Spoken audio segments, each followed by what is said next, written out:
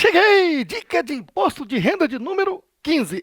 Transferência de bens para integralização de capital. Aqui a história é o seguinte. Estamos falando de declaração de imposto de renda da pessoa física, certo? Então, digamos que a pessoa física sócia integraliza capital na empresa, seja capital inicial ou aumento de capital, certo? E é bom você saber que uma coisa é integralizar capital, outra coisa é capitalizar capital. Ambos são aumento de capital, certo? Então, veja, capitalizar seria, você que é contador sabe muito bem, lá no balanço, patrimônio líquido, tem a conta capital, digamos, 100 mil. Tem a conta lucros acumulados, digamos, 50 mil. Aí você faz uma alteração contratual e diz, há um aumento de capital no valor de 50 mil, capitalizando lucros acumulados. E aí, então, registra-se na junta comercial e agora o contador faz um lançamento contábil, zerando a conta lucro acumulado e aumentando a conta capital em mais 50 mil, totalizando 150 mil. Então, isso se chama o quê? Capitalização de capital, certo aí? Agora, integralizar capital significa transferir patrimônio do sócio para a empresa, que pode ser em dinheiro ou em outros bens. Beleza aí? Isto posto, acompanhe. A integralização de capital em bens. Aqui estamos falando de bens exceto dinheiro, certo? Então poderia ser em bem imóvel, como um carro, poderia ser bem imóvel, como um terreno ou apartamento, casa, certo? Integralização de capital, na ótica da legislação do imposto de renda da pessoa física, é caracterizada uma alienação. Então, alienação é um termo mais amplo, né, que inclui aí venda, herança, doação, ou até mesmo uma integralização de capital. E a regra diz que pode ser feita pelo preço de custo ou de mercado, se este for maior. Custo quer dizer o seguinte, o valor que estava lá na última declaração. Então, digamos que o José, né, tinha um imóvel adquirido por 80 mil e agora ele fez um aumento de capital. Esses 80 mil, que consta na declaração, é o que ele pagou na compra mais as benfeitorias que ele fez ao longo do tempo. Esse é o custo. Certo aí? Mercado, se no momento do aumento de capital do José aí, ele está valendo, digamos, 300 mil, aí tem um capital de 300 mil, um ganho de capital de 300 mil menos 80 mil, 220 mil. Deu para entender o raciocínio? Tá bom. Então, pode ser pelo custo ou pelo preço de mercado. Tá? E, claro, se o preço de mercado for maior, aí esse lucro nós chamamos de ganho de capital. Aí eu tenho que aplicar a regra do ganho de capital.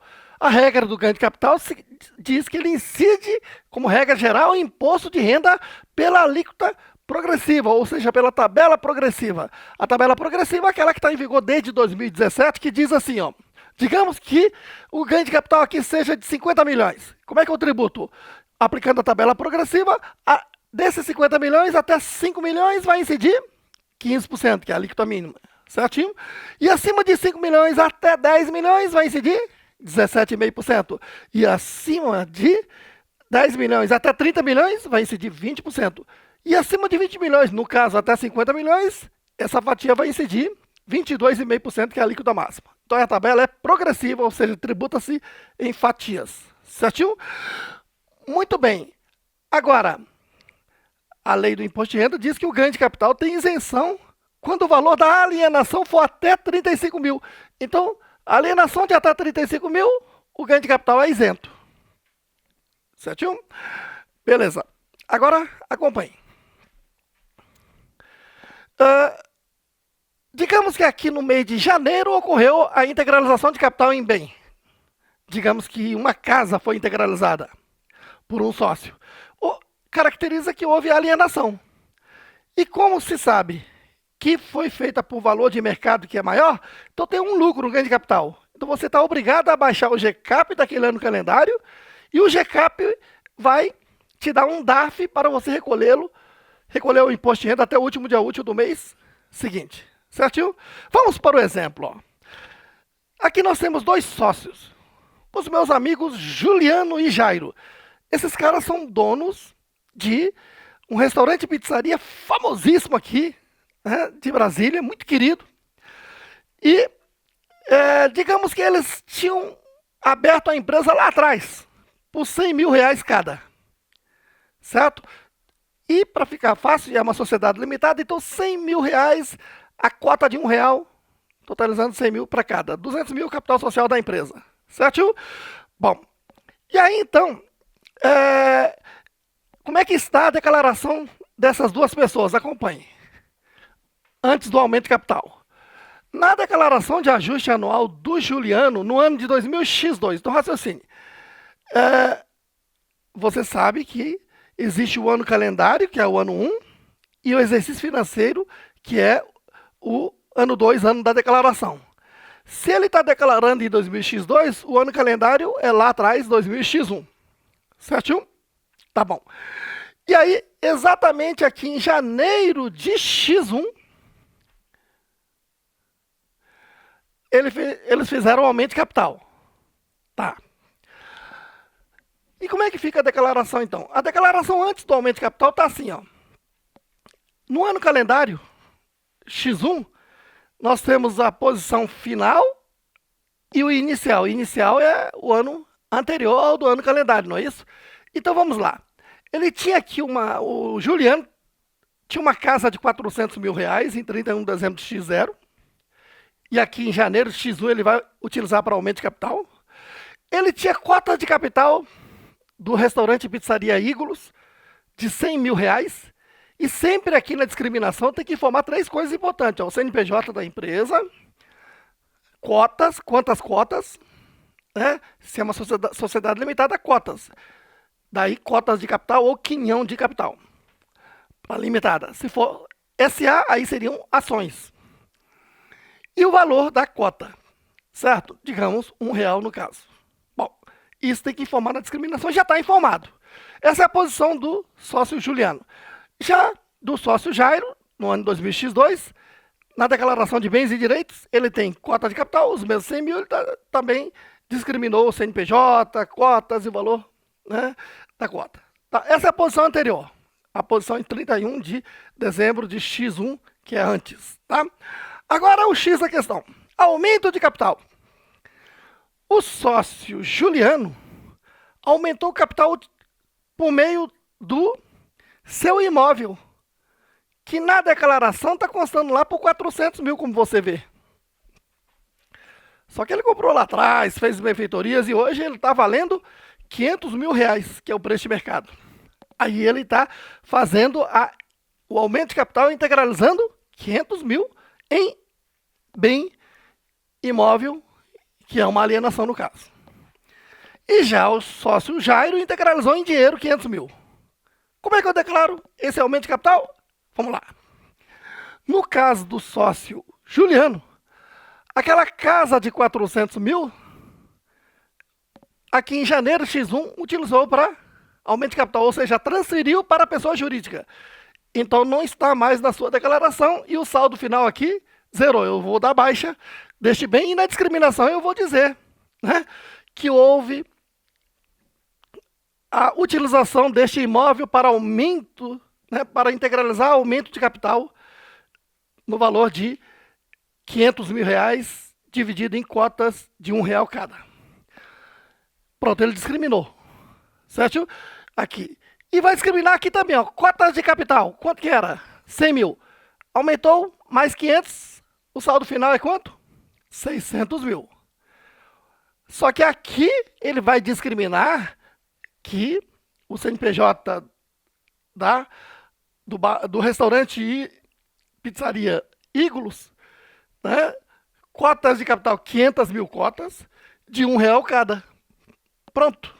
Ele explicou para qualquer auditor da Receita Federal que tenha dúvida, verificar aqui na discriminação o que está acontecendo. Certo? E lembre-se, ele apurou o GCAP apurou um ganho de capital de 100 mil e calculou um imposto de renda de 15%, porque até 5 milhões é 15%, e mandou ele recolher. E ele vai declarar aqui na ficha rendimento tributável exclusivamente na fonte I definitivo, que é uma tributação definitiva, e aqui eu declaro sempre o valor líquido. Valor do ganho de capital 100 mil, menos imposto de renda de 15 mil, 85 mil reais. Então essa é a declaração do Juliano. Já a declaração do sócio Jairo é o aumento de capital em dinheiro. Então simplesmente aqui nas cotas de capital, né? Então ele transferiu o dinheiro dele para a pessoa jurídica. 500 mil. Aumentou para 600 mil. E ele vai discriminar, né? Na discriminação dizer, ó, houve um aumento de capital no CNPJ tal de 500 mil cotas de R$ 1 cada. Pronto, está explicado. Claro, para ele fazer esse aumento de capital, ele tem que ter origem, né? E a origem pode ser diversa, tá? Ele pode ter tido distribuição de lucro isento, que poderia estar aparecendo aqui, ou então, né, ele tinha esse valor já acumulado ao longo do tempo, lá na conta corrente, tá, né, resgatou uma aplicação, fez aumento de capital, enfim. Tá? O que tem que ser declarado no caso do Jairo, que integralizou em dinheiro, é só aqui, cota de capital, que aumentou de 100 para 600 mil. Se você gostou deste conteúdo, dê logo uma porrada aí no like, inscreva-se aqui no canal e acione o sininho para você receber as notificações dos próximos vídeos. Olha, acesse natacursos.com e faça um cadastrozinho lá e assista diversos cursos grátis. Tem essa vantagem. E aproveite. Acabei de lançar um novo curso Imposto de Renda da Pessoa Física. E você vai ver que este é o único curso do mercado ensinado por meio do chamado ensino raiz, aquilo que você estudou desde pequenininho, está acostumado, onde o professor te explica tudo aqui no quadro. Só que aqui é organizado com mapas mentais, né, programados para você não somente entender, mas memorizar. Porque não adianta entender se você não lembrar disso depois. Porque quando o professor está na tela só falando, é cansativo e quase nunca você lembra. Agora, quando você visualizar e fez todo um treinamento, pode ter certeza que você vai lembrar. E outro ponto importante é que imposto de renda não é só para esse momento da declaração. Tudo que nós fizemos aqui é interpretar uma lei para depois poder declarar, certo? E interpretar a lei é ao longo de todo o ano. Portanto, quando você adquire um curso como esse, é importante não somente agora na declaração, mas para a sua vida ao longo do ano, principalmente se você é profissional, para poder dar consultoria aos seus clientes. Beleza? Inscreva-se e venha, que eu te espero lá na sala de aula. Tamo juntos!